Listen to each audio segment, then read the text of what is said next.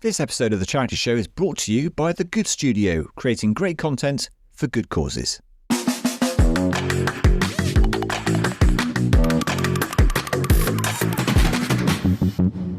Hello, how are you doing? You're listening to The Charity Show, the podcast about what it's really like to work in UK charities.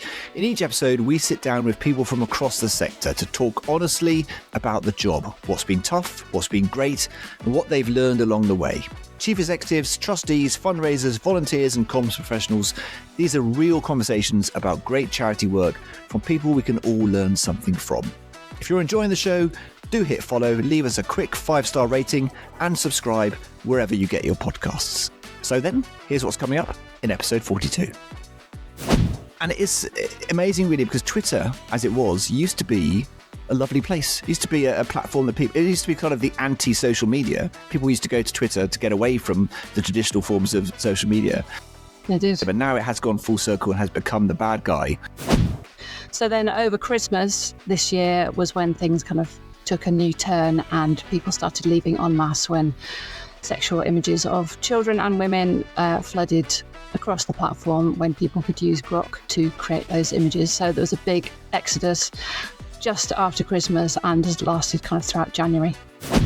One element that is relevant is the closure of Sarah Ferguson's charity, Sarah's Trust, in light of some of these revelations that have come out in regards to her relationship with Jeffrey Epstein. Her charity has announced that it will close for the foreseeable future, just days after these new details emerged and what she was corresponding with Jeffrey Epstein about.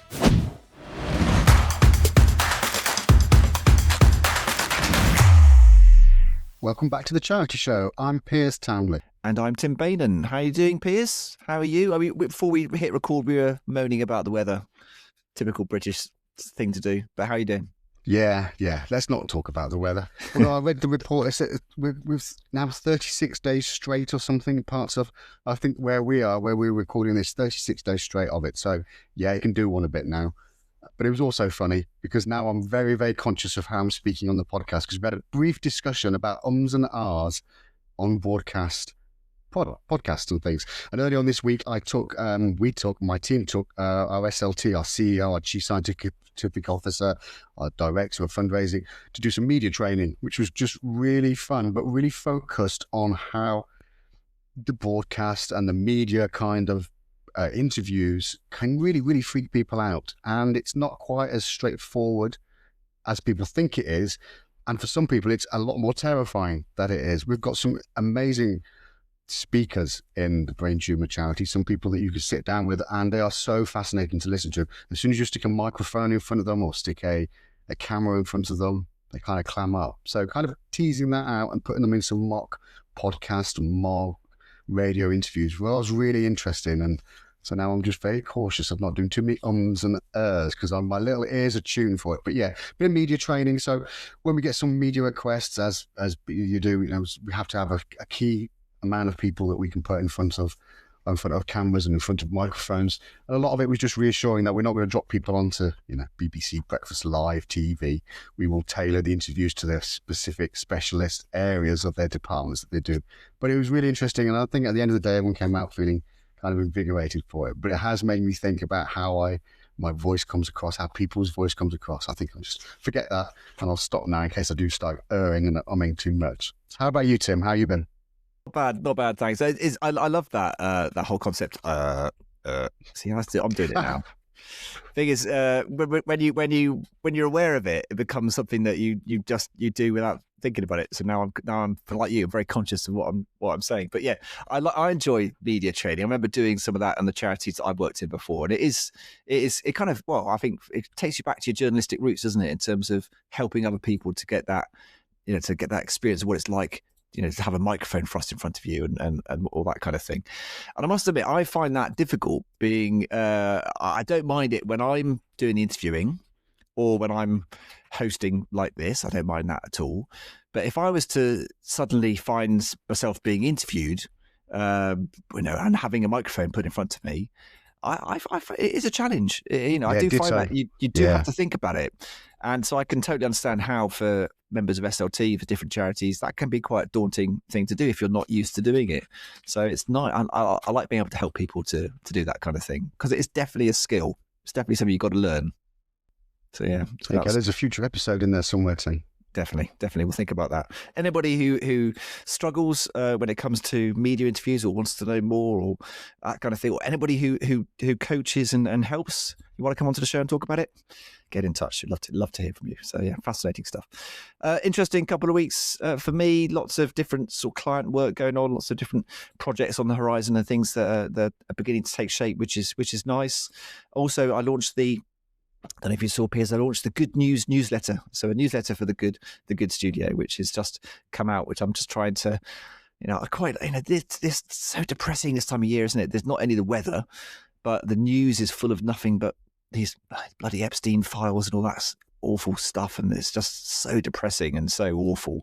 And I think it's nice to kind of shine a spotlight on good charity news. So the Good News newsletter from the Good Studio is out now. You can subscribe through the website.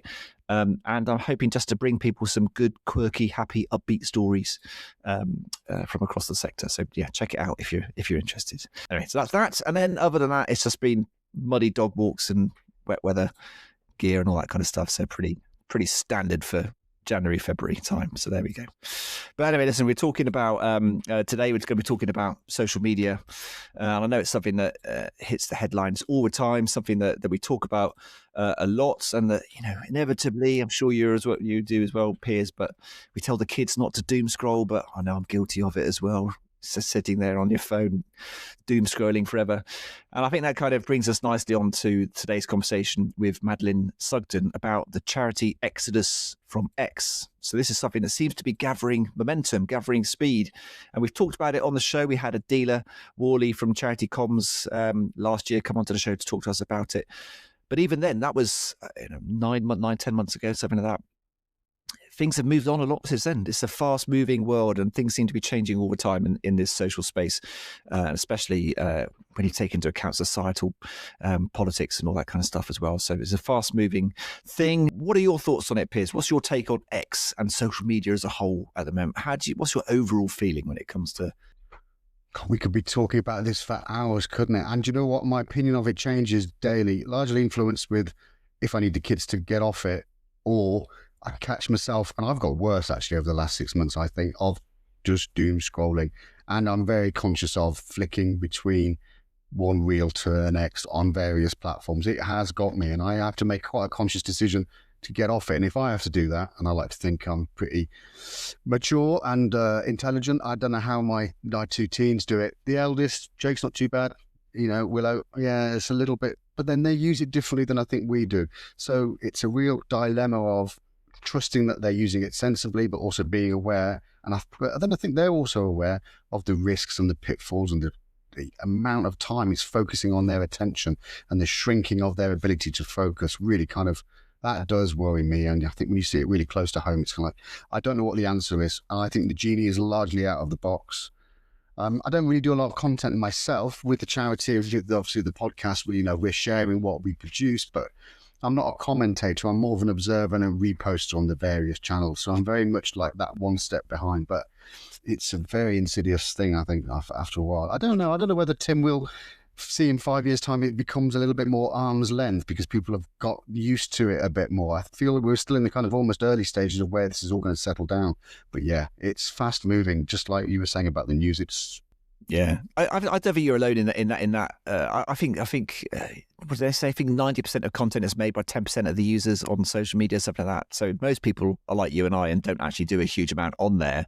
And it's just there's a huge proliferation of content, and AI obviously generating a load more content. Now, what's your take on under 16s? I'd be really fascinated to get some youth charities, some young people's charities onto the show to talk about this in terms of a potential ban on social media, Australia style, for under 16s. What's your... I think at the moment, I'm firmly sitting in, I think it's a great idea. I think it's too late for my kids' age group. But then ask me again tomorrow, I'll probably have a different view on it. I'm kind of just in the mix of the pros and the cons of it. I think in theory it's a great idea. I don't know how it's going to work. It's kind of, I remember when the kids first got their smartphones, unless everyone decides not to do it in their peer group, in their year group, in their school group, unless everyone decides to do it, then it's not going to work, because someone will have one and then someone will be feeling FOMO and missed out and stuff. So it's either a collective, yes, we're going to do this. I don't think it can be piecemeal. I think that's the only takeaway I would take from it. What about you? I don't know if I'm in the same camp, really. I think that it's their world, isn't it? It's the teenage. That's their world. It's what the future is going to be for them. And so I don't know whether banning it and making it something that they're just going to try and do anyway. They're just trying to find a workaround to try and do it illegally anyway. Is just making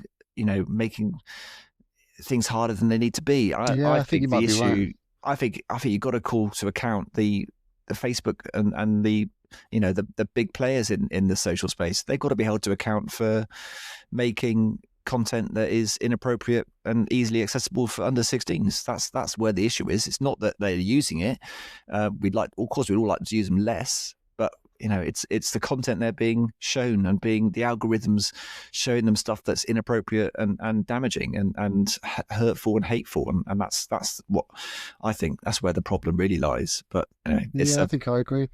I think the instant nature of it as well, that kind of winds me up just as a parent and probably my age group. The constant notifications, the constant need to answer everything instantly. I think that's kind of detrimental to, that there's no sense of calm or pause. It doesn't seem to be in my kids' worlds. But then I'm overlaying being a parent, being my age group as well. They're probably a lot more savvy and a lot more intuitive about it than we're giving them credit for. It's a really tricky one, though. Yeah, I wonder if our parents thought the same about when we were on. Good, wouldn't get off the Atari back in the day. Yeah, addicted to the terrible Sega Mega Drive that Video I had. Nasties in our time, wasn't it? And then it was computer games, and then it was whatever. The downfall of civilization in various guises. Yeah, indeed. Anyway, the really interesting conversation, and I think we need to hear from someone who actually knows what they're talking about. Shall we get into this conversation with Madeleine? I think here she is. Fascinating interview coming up now.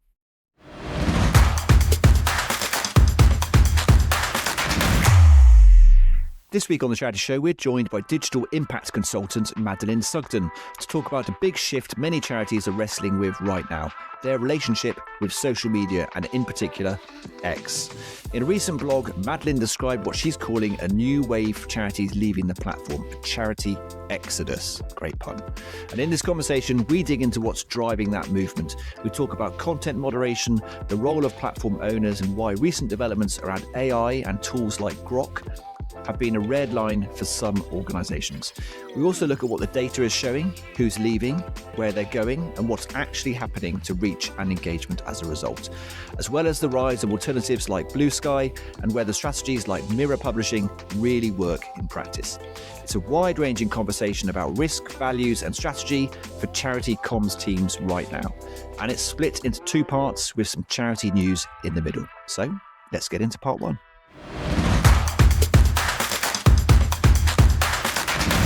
Madeleine, welcome to The Charity Show. It's lovely to see you, and thank you so much for sparing some time to talk to us today about all things X and all things social media, which I know is a hot topic in the sector at the moment.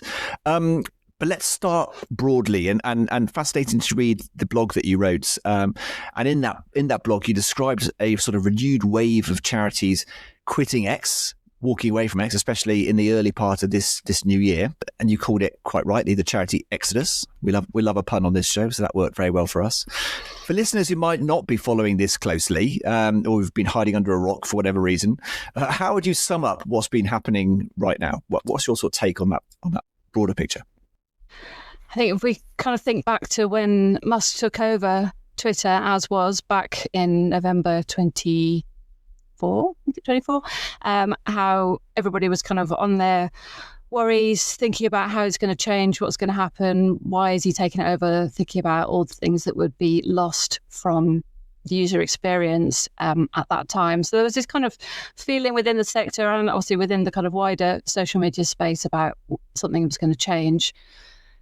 And then everything kind of rumbled along. There was little kind of backward steps and things that were not quite as good as they used to be, but everybody kind of just carried on and hope for the best. And then around the time of the presidential election in 24, he there's something else changed. So they changed some stuff at the back end so people couldn't block anymore. And it was going to kind of open the floodgates to all the things that people took for granted about the safeguarding. So there's kind of a flurry of change around then, and some charities left. And that kind of started the ball rolling, I think. And there was a big flurry around that November time, and then a bit more around the inauguration in January the following year. And then everything just kind of was quite still for a while, with a few people leaving and people not very happy, but nothing really as a catalyst to make a change. So then over Christmas this year was when things kind of took a new turn, and people started leaving en masse when sexual images of children and women flooded across the platform, when people could use Grok to create those images. So there was a big exodus just after Christmas and has lasted kind of throughout January. I think that's been really, really shocking, and obviously everything that happened with Grok made their headlines, and rightly so, because everything that came out of Grok was so shocking, and it's amazing, really, because Twitter, as it was, used to be a lovely place. It used to be a platform that it used to be kind of the anti-social media. People used to go to Twitter to get away from the traditional forms of social media. It is. But now it has gone full circle and has become the bad guy of the social space. And this wave, as you say, does feel bigger in terms of charities that are leaving and are walking away. Do you think that is solely down to what happened over Christmas with Grok, or do you think that was building momentum anyway? I think it was building, because there were some quite big organisations and charities that left in the kind of quiet bit of the previous year, but it was really the tipping point for so many. I think so many organisations are having conversations in the background, and we're thinking we're going to leave, and there's not quite that actual big moment which makes it easier to go, or is the kind of final red line that has been crossed. I felt like this was a very clear red line. I think because it was on the front page of all the newspapers, it was always on the news. In some ways, it felt easier to leave at that time because it was a story that everybody was talking about, and therefore you kind of had to make a decision. Whereas I think when it was just general bad, there wasn't really that same kind of tipping point to get people to make that decision. But saying that, lots haven't made the decision, and lots are still using it, and lots have left in a different way. So there's been examples where people have loudly said that they were leaving, and others that have just stopped using it quietly. And I think that's what's different this time, that maybe there's different ways of leaving that we've seen. Yeah, it does feel a bit like that, doesn't it? It feels like it's a bit of a snowball, perhaps because we're also very close to the third sector, because the sector that we work in. We can see colleagues, or we can see other colleagues in other departments considering this as a charity, whether it's a huge charity or the smaller ones that are slightly nervous, where do they go with their followers? Where do they go with their outreach? And obviously there's lots of trouble there, with Grok and the AI generated prompts and the content. Why do you think the charity or the third sector is particularly vulnerable? Or do you think it's particularly vulnerable to these sort of considerations when you're using Grok and X? Well, I think it does reflect.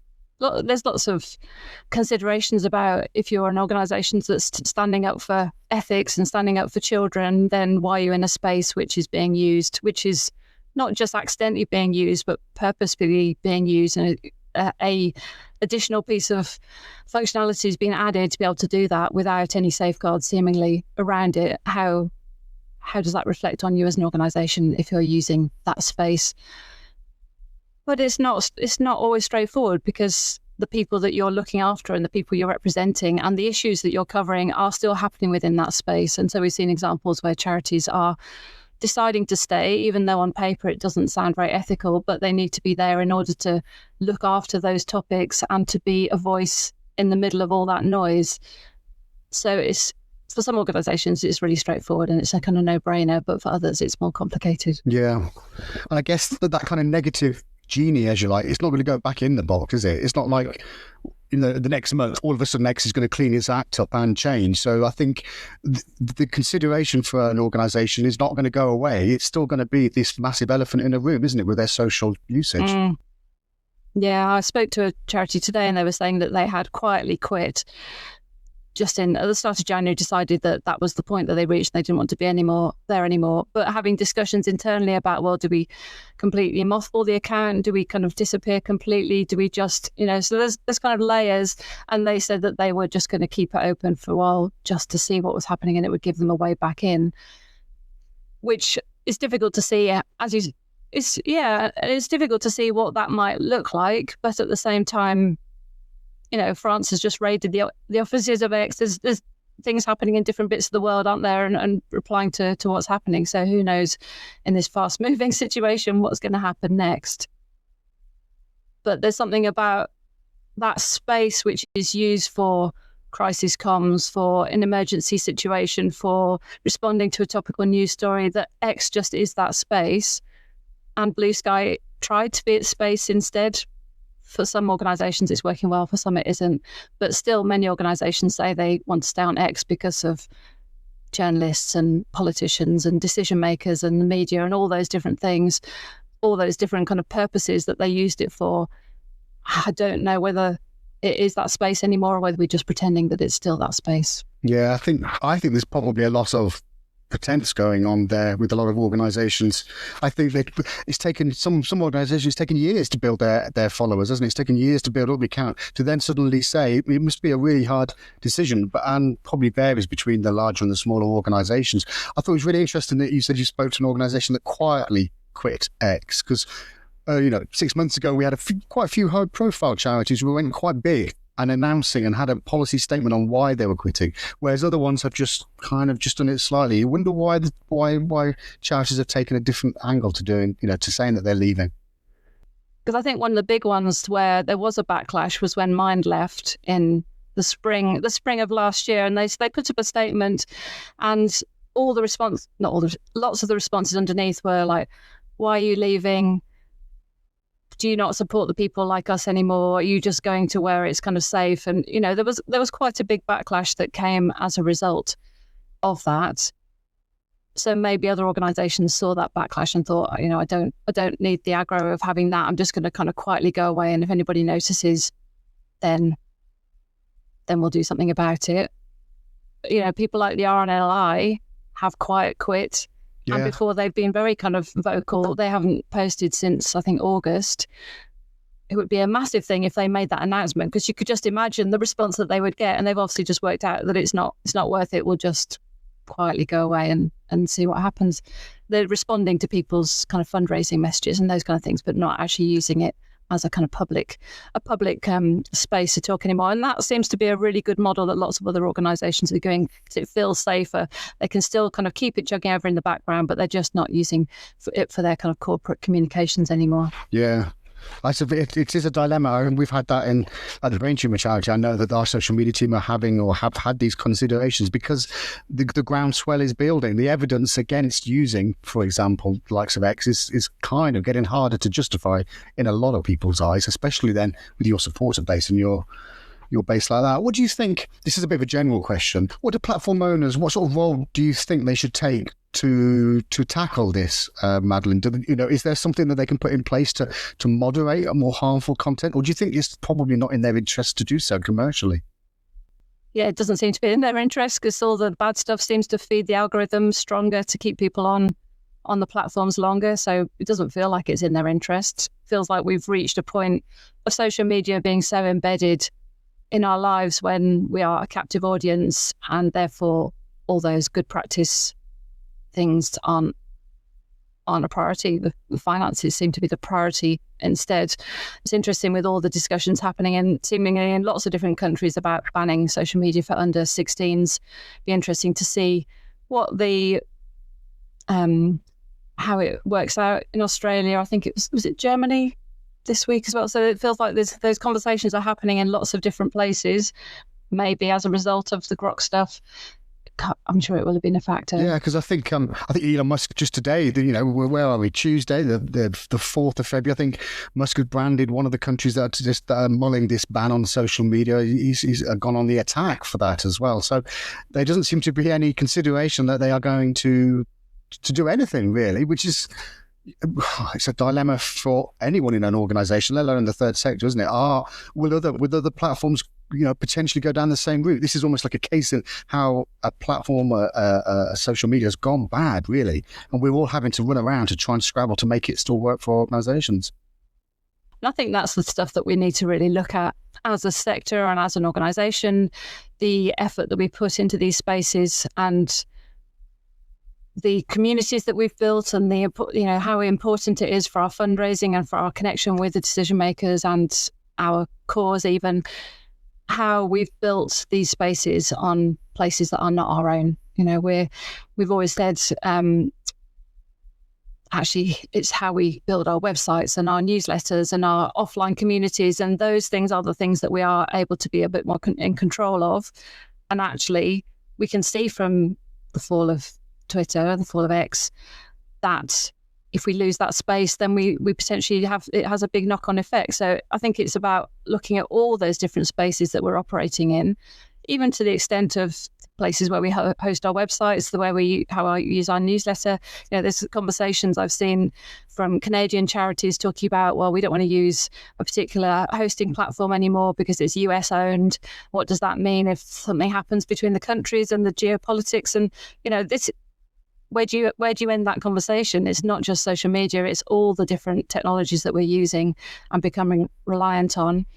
And there's friction lines in all of those things. Even there was something in the news, wasn't there, about Hootsuite and how they'd signed an agreement to do monitoring for ICE in America. If you're using Hootsuite, where do the ethics sit around how you're using that? So many layers of things that we need to think about, which means that often it's easier just to do nothing because we need to get on with our day jobs and you've got to hit your KPIs. Madeleine, we're going to talk a little bit about data. I know you've been digging into a bit of the data and tracking this for national charities and sector bodies in terms of things like follow accounts, posting habits, and migration to alternative platforms like Blue Sky. Looking at the data at the moment, is there anything you can tell us about what that's showing you that might be particularly interesting at this time? Is it just backing up everything you've already been saying, really? Yeah, it's been really interesting. So I've been tracking where charities are leaving, who's quitting, how that's looking. I've had lots of spreadsheets looking at who's set up on Blue Sky, how useful that's being, where they're looking at instead. I did the last bit of data I did was in May, and then I looked at it again in January to see what had changed. And there had been that kind of shift as a result of the Grok thing. And it was interesting looking now at the charities who were in my kind of top 20 charities with the biggest followings on Blue Sky. And I did it again this morning. And when I looked at it in January, 9 out of the 20 had quit, and now it's up to 11. So another kind of a big shift.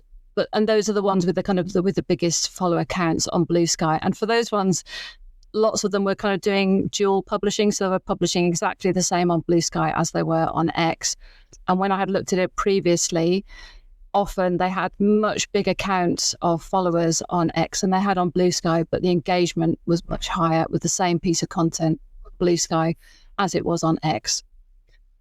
So there's something about kind of the way that the algorithm or non-algorithm on Blue Sky works in order to get kind of content in front of people. Something about people being in a kind of fresh new space without any adverts or without all the kind of aggro melt, that people were maybe more engaged and maybe more able to interact with things and open to that again. Lots of different factors that meant that would be the case for those organisations. Saying that, there were lots of charities who were on Blue Sky who were not doing brilliantly, who kind of, even though there were massive charities, were still limping along with kind of under 1,000 followers. So it was always about the content and the connection and how they really kind of milked their messaging so that it worked in that space. And I think RSPB were a really amazing example of that, whereas they were kind of dual publishing on X and Blue Sky, and often their content was doing better on Blue Sky. And then in January, they loud quit. So they made a big announcement that they were quitting, which didn't have very much backlash as far as I could see. But because they'd got this established space doing really well on Blue Sky, they were able to do that much more confidently. And actually their comms on LinkedIn as well, also excellent. They just kind of have put the effort in and have kind of risen the storm through. And that's been amazing to see that. I think that's fascinating. There's a few things there to sort of dig into, but I'm fascinated by that mirror publishing thing, because I always of the assumption that you publish for the platform, and therefore there's going to be a distinct difference perhaps between X and Blue Sky, but maybe it's that Blue Sky is how X used to be, how Twitter was, and the golden days, as it were. So that's really interesting. But just quickly coming back to data, have you got any advice for charities in terms of how they could use their own analytics to help them with that decision making as to whether or not to switch across? I mean, I think it's quite obvious looking at people's X accounts with 2 likes, 2 reshares, no comments, just how limited the interaction engagement is on X. Just looking through kind of some of the really big charities, World Cancer Day today, looking through to see what people are saying, 2 likes, 4 likes. In the olden days, it used to be hundreds kind of instantly. So that data tells us something really easily to see what's changing. Charities, you can see that as well, can't you? You don't have to have all the backroom analytics or that kind of skill set. So a smaller charity that maybe doesn't have that kind of speciality in their teams, you can see that. You can just see the likes and you can see the engagement that has just plummeted, I guess. Yeah. And I think the difficulty is that often still charities are doing lots of kind of what I call housekeeping content. So we're open on Tuesday. We've got this is on our menu this week. Small charities, especially, who are working kind of in that space. And that isn't necessarily content that anybody would like or reshare, but it's important that it's seen by the person that it is important to. So that doesn't, the likes and the shares don't necessarily tell you that nobody's seeing it. I suppose the way that you would look at that is the number of people coming through the door, or the number of people signing up to something, or the number of people making a donation. So the kind of the wider interaction data needs to be looked at alongside that. So it's not just about the kind of vanity metrics of the likes and the shares that will tell you everything. There's a bigger story. A bigger story.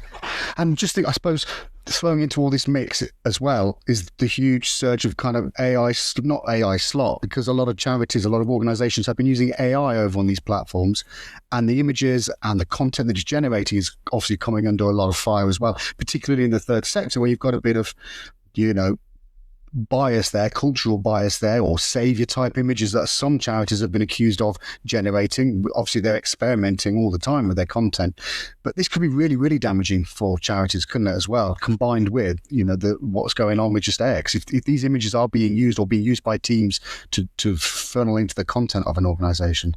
Yeah, and I'd always hope that a charity would have a policy that their social media team are connected with about how they source images and where they get them from. And it's a difficult place to be in because you've got limited resources and you want a perfect picture. And I know from my experience when I'm doing it myself, that it takes ages to find the perfect picture. And if you haven't got the systems to make that easy, then it's very tempting to just conjure one up.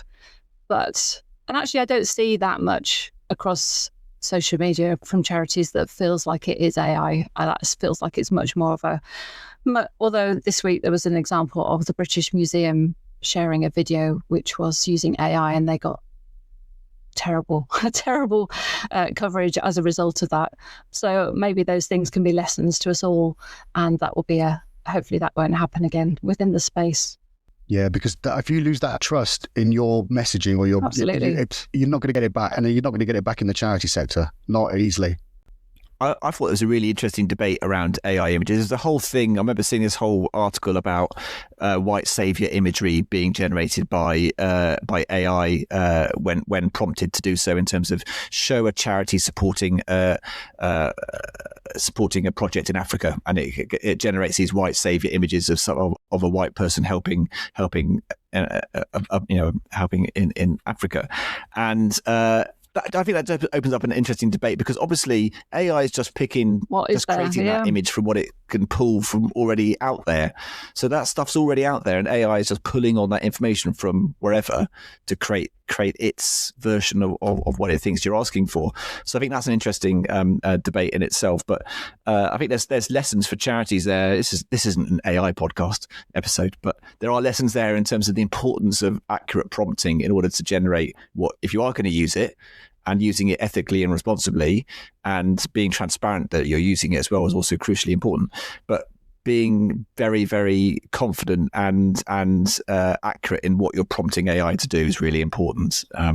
So just as an aside, I suppose. But that sort of No, I love that, because there's been campaigns over the years about those stereotypes, not just the white savior, but images of mental health, images of how you portray children. I've written before about how charities can find creative ways around some of those problems, because it is really hard. Finding an image that is going to work instantly, it's got to work on so many levels, and it's easy to kind of go back to those stereotypes because it's meant to be a shorthand so that people can then read and understand what it is that you want to do. But it's really important not to give into it.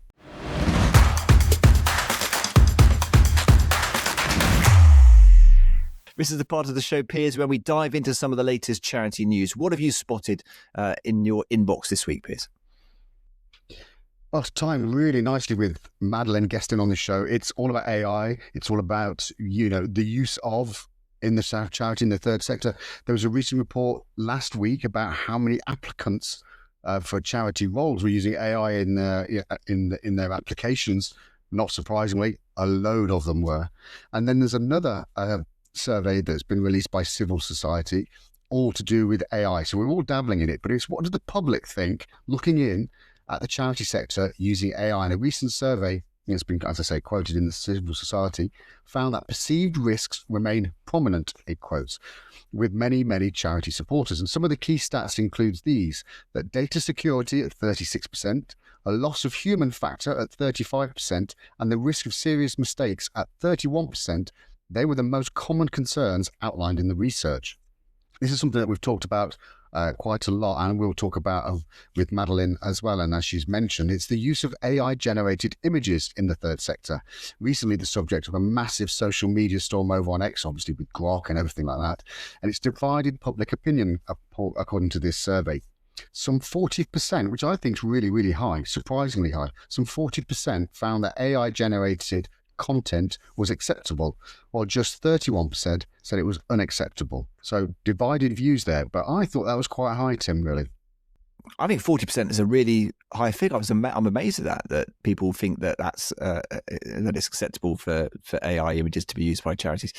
I see where they're coming from, and I think I'm probably in that camp myself. I'm a definite advocate for AI when it's used properly and appropriately and transparently, and I think there's no harm in it as long as you are very, very careful in how you prompt AI to create the images that you want to create, and it can certainly help charities do stuff when they haven't got the budget for photography or for stock imagery or whatever. So yeah, but I think on the whole I'm quite surprised, because I think there is this innate sort of skepticism across society about AI in general being something that you've got to be scared of and worried about and fearful of and hold at arm's length. So I'm quite surprised that people in broad terms are that in favour of it. So I think that's a positive. I think it's a positive. Yes. No, I think maybe I'm being naive. As more and more of us are using it on a regular basis, that 40% may indeed, go upwards, mightn't it? People say, well, what is wrong with it?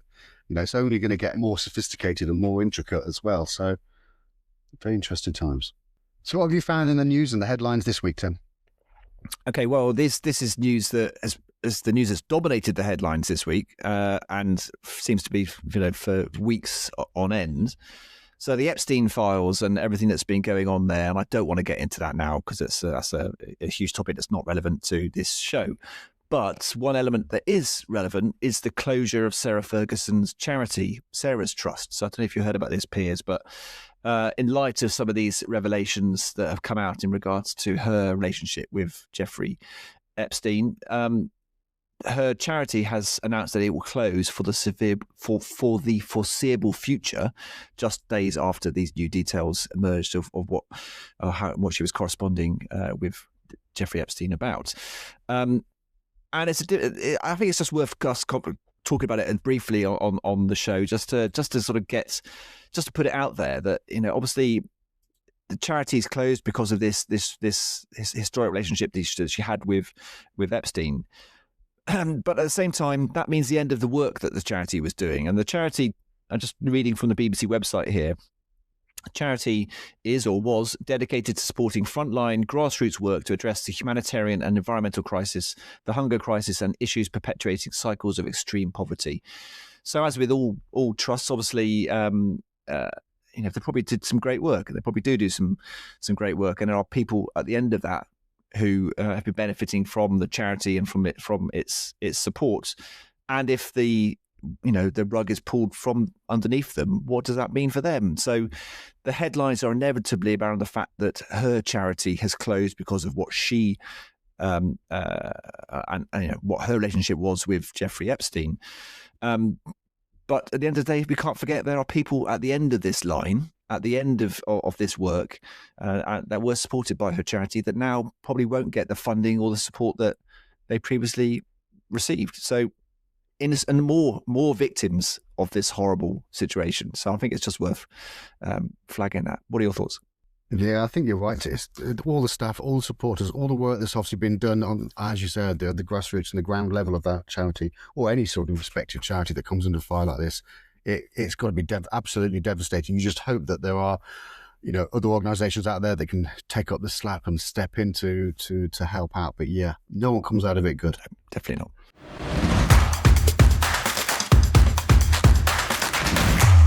In the second half of our conversation with Madeleine, we focus on what all this means in practice for charities, the strategic questions that comms teams should be asking, how to use data to inform decisions, and where the social media landscape might be heading next in the next few years. Let's pick up where we left off.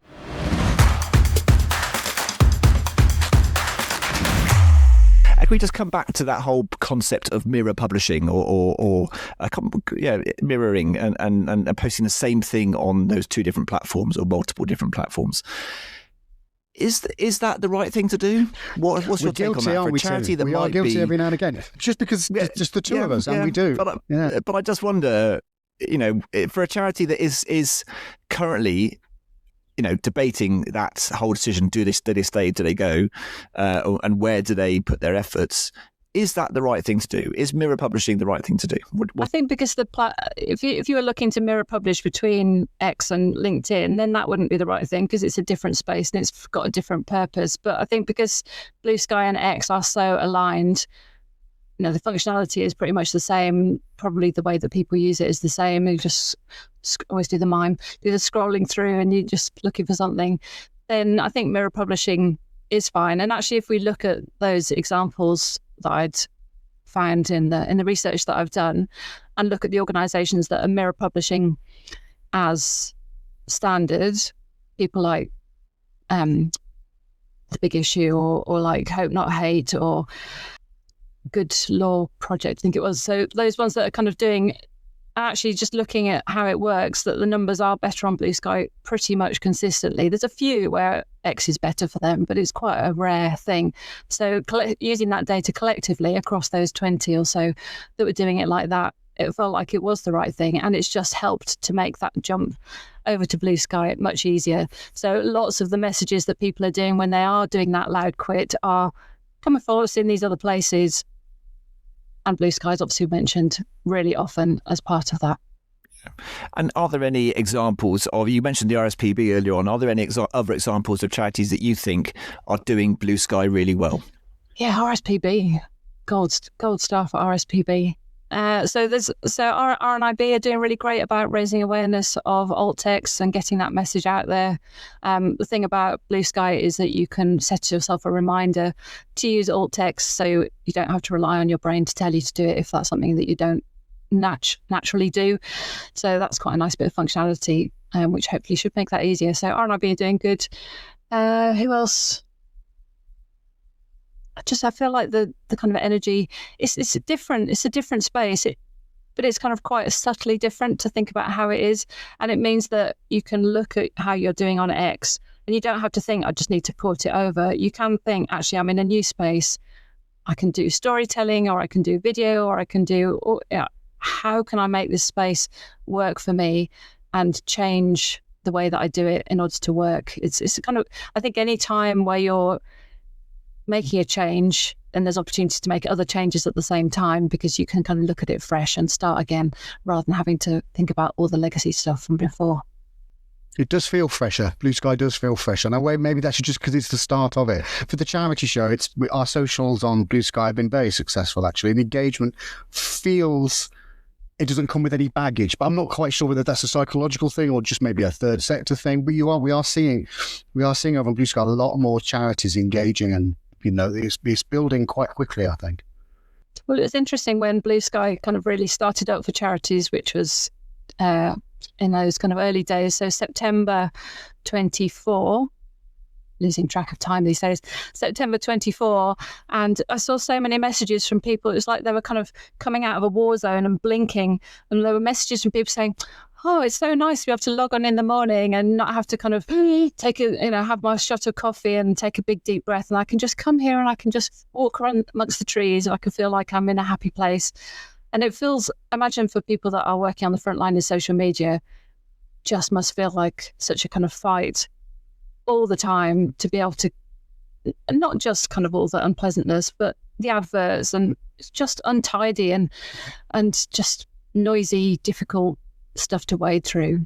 And if we think back to Twitter as was in the glory years of no makeup selfie and all the good things that happened then, I wrote a blog post when we were at the kind of cusp of Twitter becoming not a good space anymore, just looking back at the good things that had happened and what a force for good it was.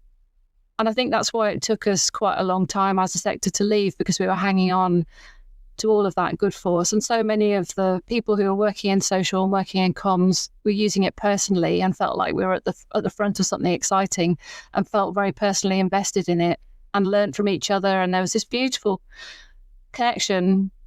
I often thought the people that I knew on social media were like the chief exec of their charity, because they were representing them so beautifully, and it felt like we were connecting. And it meant that we were all able to access each other in a way that we couldn't before. And I think that's really difficult to leave behind for lots of people and organisations. But now we're in a place where we've definitely left it behind and we can move on and start again. I guess the option there is fairly clear when it comes to things like X and Grok, isn't it? But the other side of that, kind of any strategy that a social team is making, is probably quite uncertain and quite a challenge for them. Do you think, Madeleine, there's any key considerations that social teams have to think about when they're coming up with their strategy for the next few years and stuff? What would you say are the core things they need to keep an eye out for? What things they would need to focus on? I think being able to be flexible, to respond to changes, to understand what it is that they're having to go through in order to make those decisions. Who is it that's making the decision? Is it the trustees? Is it the chief exec? Is it the senior leadership team? Have you got power within the social media team to be able to make those decisions? Where does that decision-making process come?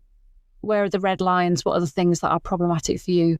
Just having that clarity to be able to do that thinking before you have to do it in an emergency situation, I think is a key part of any strategy, and having that flexibility. And I think it's looking at the data, having access to data and being clear about what it is that you're trying to achieve, and knowing that you're in the right place to reach the audiences that you're trying to reach.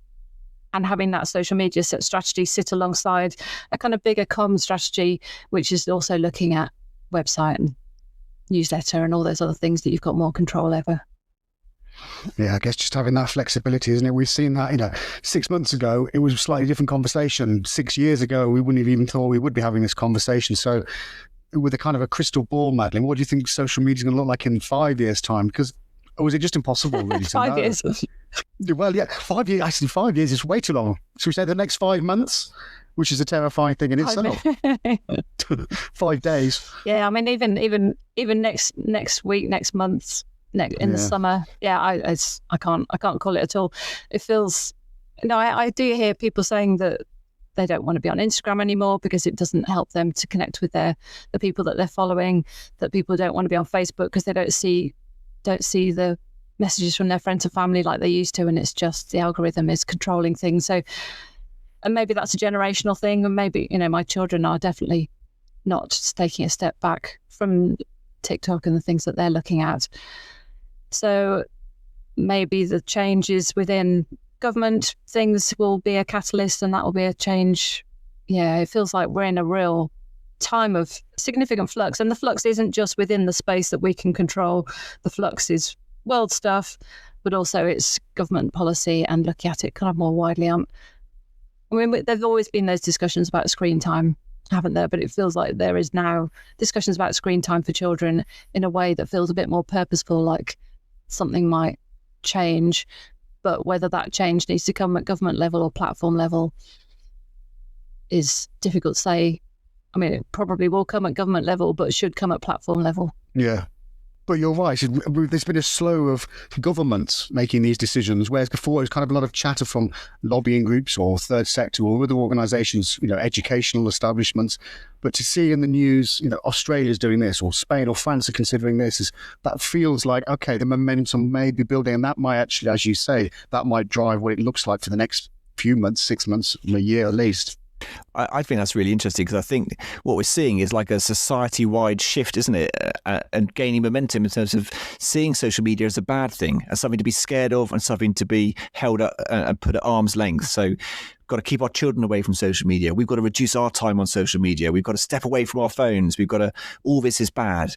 And that seems to be spreading exponentially all the time in terms of this fear of social media and it being a bad thing. So I'm fascinated to see what that means in terms of comms. Obviously, Piers and I have worked in charity comms for a long time. So it'd be fascinating to see what the future is. Is the future away from social media altogether? Is it much more around long form content, different types of content?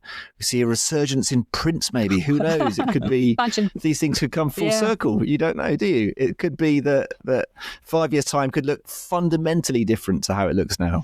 But then I think we kind of forgot, because all the noise is, it's bad, Grok, this and terrible, and stuff about politics, and we forgot what a good thing it is as well. And the no makeup selfie and all that kind of time when social media just meant that we were able to communicate with people that needed us and build connections and all the different things and it still can do those things. It's just that the way that it's been organised means that that's much harder.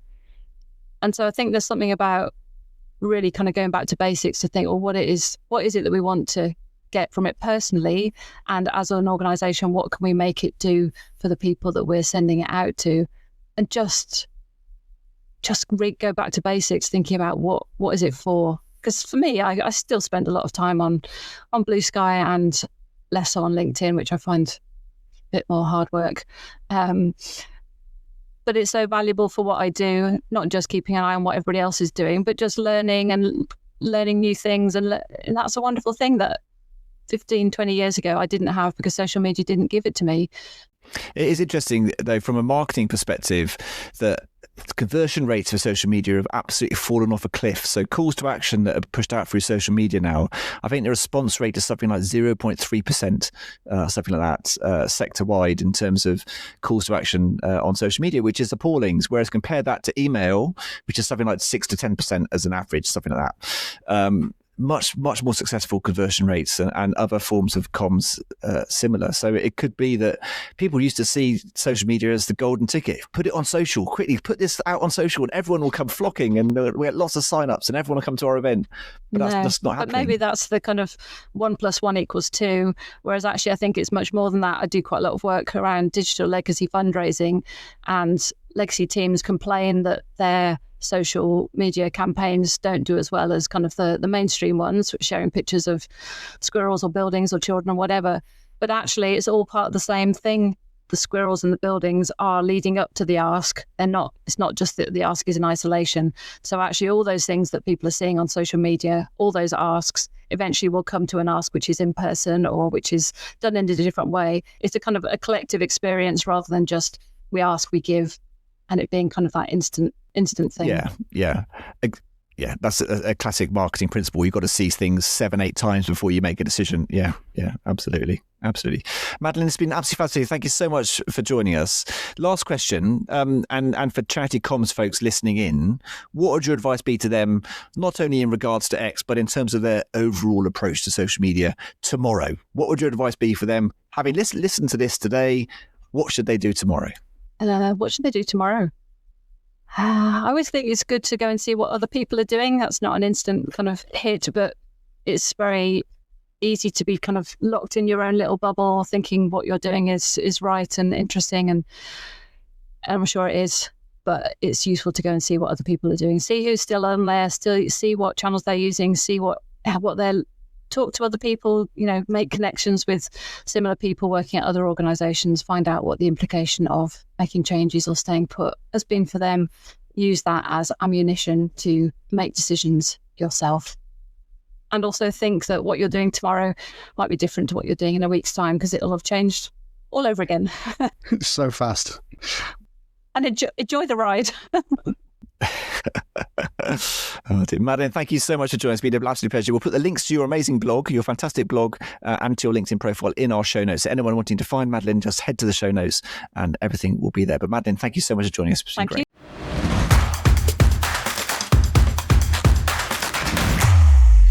On the show, you'll know by now, we're really keen to make space for small charities, the ones you don't always hear about, but who are quietly doing brilliant work in their communities every single day. They're often working with tiny teams and tight budgets, tackling big issues and making real change happen without much of a platform behind them. And that's something we want to help with.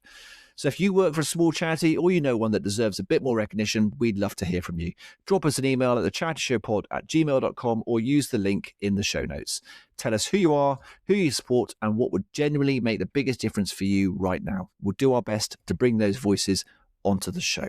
So Piers, who have you got this week? So first up, we've had Tracy Bancroft get in touch with us to talk about AP Cymru, the neurodiversity charity. She said, take a look at their website. It supports neurodivergent children, young people and their families across Wales. It sounds like an absolutely fantastic charity. And their mission statement that I'll read from their site is a neuro-inclusive Wales and beyond. AP Cymru are striving to create a neuro-inclusive world for children, young people and their families by providing a toolkit of guidance, knowledge and understanding of neurodiversity through authentic lived experience. And I think that's the key word there, is lived experience. And it's also on an area of support that is absolutely getting huge amount of attention, deservedly so. And obviously, institutions and workplaces and schemes and systems are all adapting to us as we understand and we support people in this new, neurodivergent world out there. So fantastic charity there. So thank you, Tracy. That's a massive shout out for AP Cymru, the neurodiversity charity. Brilliant.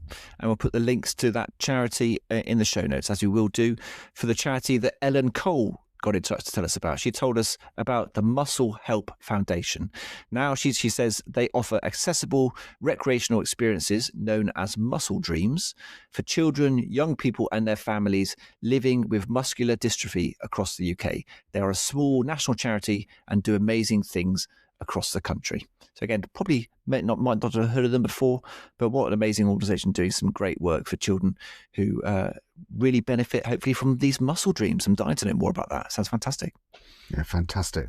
Two more brilliant small charities this week, and they're both making a huge difference. And don't forget, if there's a small charity you think we should feature, do drop us a line at thecharityshowpod@gmail.com or head to the link in the show notes to nominate them.